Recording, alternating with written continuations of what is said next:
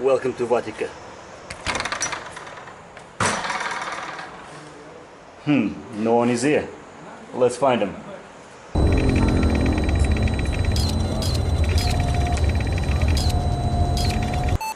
Oh, there he is. Meet Arun. Namaste. Namaste. Arun, so tell us, how the things are going here? How did you feel over the quarantine? It's good. Is you got more time to find yourself, go inside you and rectify whatever you wanted to do good in you. Like okay, नहीं that. Meet Arun. Namaste. He's the owner of the place. Of all this place is so amazing. Apple tree, river, mountain. It's like paradise over here. And now let's ask him. Arun. Yeah. Namaste. Namaste. So tell us, how you doing over here? Okay, what's the living like over here? Where do you get water? Where do you get electricity, the provision, and what's the lifestyle over here like? So the lifestyle is pretty same as what we have in the mountain. All over, like going uphill, going downhill with the stuff. Like suppose you have to get gas cylinder or something, you have to get it on your shoulder. So it is little hard working, but this is the best thing which we always get pretty far away from the concrete jungle. We can say we are here in the nature jungle, which is all green, which is all breathing. It is not like just Air is so yeah, fresh. yeah. And if you can see, this person is so fit. And in the mountains, I've never seen even a single person who is overweight. As Arun said, they go up and down, up and down. It's like complete physical activity. And then suppose we have to pluck apple from the trees and then give it to the people who gonna buy or like something, then we have to take all those apple up from here, like up to the hill and then to the road, and then from there we give the supplies to the more people all over the world. There we go. So there is always a pretty powerful hard work which makes you a complete person in and out, which makes you breathe with this nature in the mountain. And that's the best thing, that's the best we can get here in Himalayas. Yeah, the air is so fresh. Like you feel the freshness, it's like nowhere else. And I gotta tell you, it's about 2,000 meters above the sea level, right? Yeah. So basically, the place in the mountains, 2,000 meters above sea level. The sea level. Can you imagine? Yeah, like I've just noticed it. I was walking up and down, and I feel a little short breath. So yeah, it's all about getting used to it. And Arun, tell us, where do you get water from? Water supply. So water supply, we have this river stream coming from the up. So water supply department, they have the main tank up there. One is very up in the mountain. Yeah. From there they collect from the first point, and then they collect it at the second point, which is like almost 1 or 2 kilometers little up from here. So do you mean this is glacier water? This is from pure glaciers? glacier water Oh, without right. any added minerals in it. This is all natural. So sometimes they just put chlorine in it, just a little bit amount of chlorine, so that just to keep it like fungus free, or you can say like so that there are no other bacteria's germination in the water. Rest it's all pure. Guys, I have just drunk water from the tap. Water from the tap. And it's absolutely amazing. Like you can feel the natural minerals and the taste of the natural water, Yeah. which you will not get in the packaged water. Yeah, the water from tap, it has its own taste, pretty much filled up with minerals. And another thing, as Arun said, there is a little amount of chlorine. As for me, I didn't feel anything. So pretty much it's like It's not amazing. Not much in the taste, but like we have seen the processes how these people work. Yeah. So they have the proper standard operating procedure. Like they're gonna put very little amount of the chlorine in it. Yeah. Just to keep it safe, so that Yeah. there is no Our problem for the materials. people. Yeah. And how do you get supply of electricity over here? Electricity, they have the electricity pole, like which is like they have made poles and the wires, but to maintain it little hard in the winters, which is. But then they have the main stations. From there they give the electricity to all the areas. But suppose there is too much of the rain, sometime there is too much of the snow, then these poles fell apart, and then sometimes there is no electricity also, but majorly in winters. I remember my last winters when we were like all without electricity for at least 1 week. Basically 7 days we were here only. No electricity, no phone, no speakers, no laptop, no computer, nothing. We were just Yeah, all completely into wild. into wild and complete in guys, the nature. Let me just remind you, winter over here, it's covered with snow. It's really cold. Yeah, yeah. And how did you keep yourself warm? Like, what did you do for that? So, like, as we have the ancient system, which is the, like, which is a metal box, and we make fire in it, and the exit of this metal box goes out with the pipe outside the house, like rooftop, like outside the house. So we make fire in the room in that metal box, and this metal box gets heat and give heat, and then because of fire and because of that fire and the heat, the whole room is like, we can feel at that time. Suppose the room is like normal room temperature, and outside when we go out in the nature, suppose in the snow, then it's like cold store outside. So we are just in the box at that time with the hotness of that tandoor. We call it, that equipment is tandoor, in which we make fire, and it gives heat to us, and then we save us from the very much cold. But still, there we go. See? but still, like, to work, our routine remains the same. Suppose we have to get the supply, we have to go out in the cold only. We have to go out in the snow only, and majorly in January, February, we see like are almost 3 to 4 feet of the snow in this area only where we are sitting right now. So it's all fun at that time, going in the snow, making, like, the first person makes the path so that you go in the right place, and then you don't fall off of the path or some stone or something. So all the consciousness, all the hard work, and all the blessings from Mother Nature saves us and gives us the life which we want to live in the mountains. This is the life in the mountains, guys. I was here sometime when there was snow, but it's absolutely amazing. You can see all the snow peaks, they're all covered with snow. And as Arun says, it's fun. It's like sometimes you feel isolated completely out of like anything. There are places where not even phone reaches, there is no signal. So this is complete reset.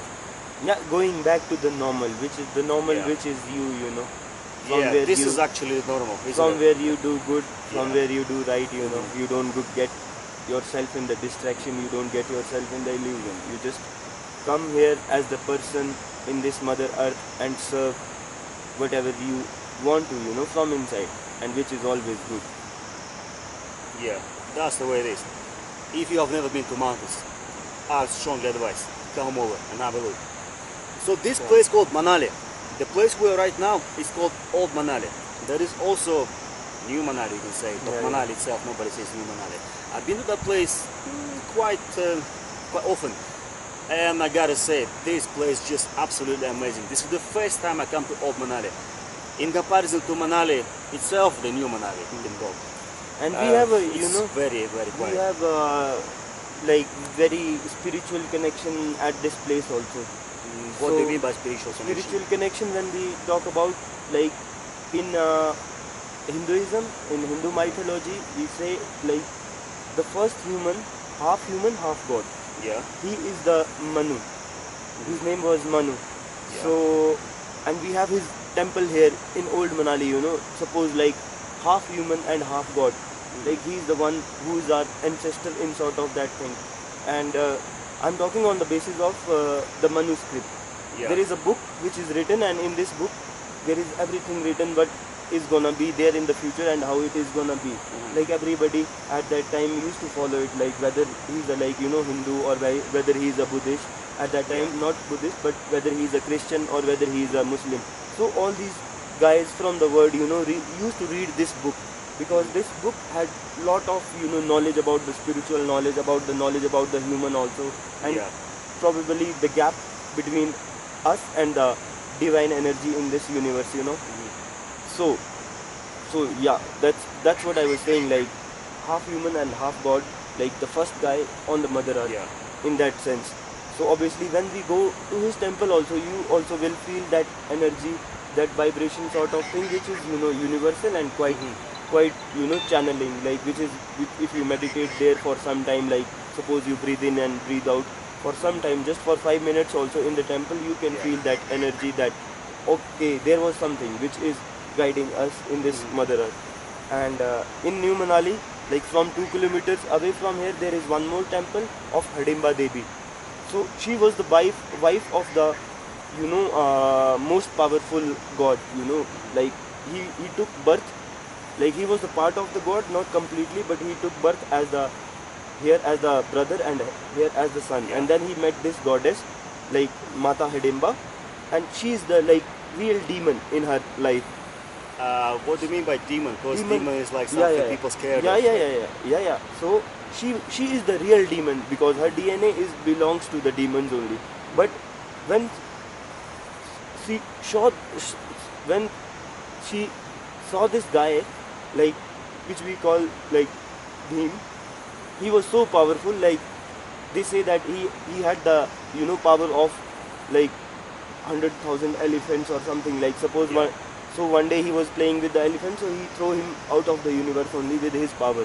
So he was quite powerful, and this goddess was the demon at that time. But when she came in contact with him, she got interacted with him, or she saw him from very far away, and she got attracted, as in like with the male and female energy.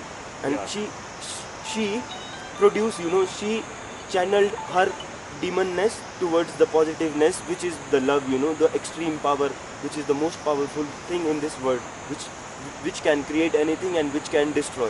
So this goddess, who was a demon, felt love for this god and bow down to the positive and left all the negative, and now she is still a demon, but we worship her as a goddess. And sometimes whenever we have the problem, we always go to her. Like suppose nowadays also, like when in the starting of the corona time, we were here in March, and everybody was saying around 21 22 of the March that this everything will be locked down, and suppose there is like here it will be all disease and all, everybody will die. So most of the people were afraid of the village, of the area, because we have the spiritual connection with our gods also. So whenever we try to do something, we feel inside, we feel our god, and then we talk to him inside only that we are doing good or we are not doing good. Like if we are doing wrong, please make us do good.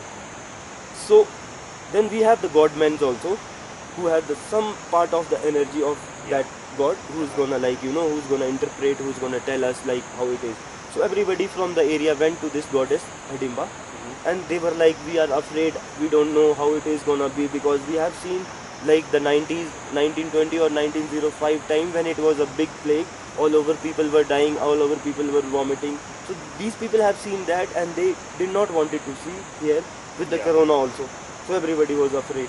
So everybody went to the goddess, and she guided us to that point. She was like, you guys are living here among us, and if you think corona will destroy you or it will trouble you, it will not. She just told us like, after this old Manali bridge or after this new Manali, you don't have to feel afraid, because I'm taking care of you guys. So all we need to do is be on the path which is there with the positiveness, and rest she's gonna take care. And from now, like from March till this October, we are here, everybody is here. We stayed in our home also, we were afraid also, but now when I look back and when I like listen to her talks at that time in March, it is clearly that she is still protecting us after such period of time also, when everybody is there, every people is coming from all over the world, we are not stopping anyone, and that's how it is actually. And now, no, like if we talk about, there are cases, there will be cases, but only 0.1111, 0.0001% of the Not total much. case, not much Yeah. cases. And when we say about the infection, like airborne disease or something, which is not even like 1%, I cannot feel it here. Like it cannot be, because of the nature and because of the energy which we live in these mountains, and energy which are guiding us, which we call our guiding spirits. So Yeah. that's why I started this talk with the spiritual connection of the place. So yes, we are here in the like most natural place on the earth, sort of, as the Himalayas, as the top of the mountains or the sea, where not many people are behind the money. or not many people are selfish. So everybody is selfish, but we cannot be selfish here, because sometimes suppose you are in the no man's land up in the mountain and you see a guy who is like there with some problem, so or who is just sitting alone, or you feel it like he is having some problem, you cannot leave him behind there, which basically is not at all your job. So you're gonna take care of him also, and then you're gonna take care of yourself also. So that's how we like mountain life is all about here in the mountain. This is actually the right thing.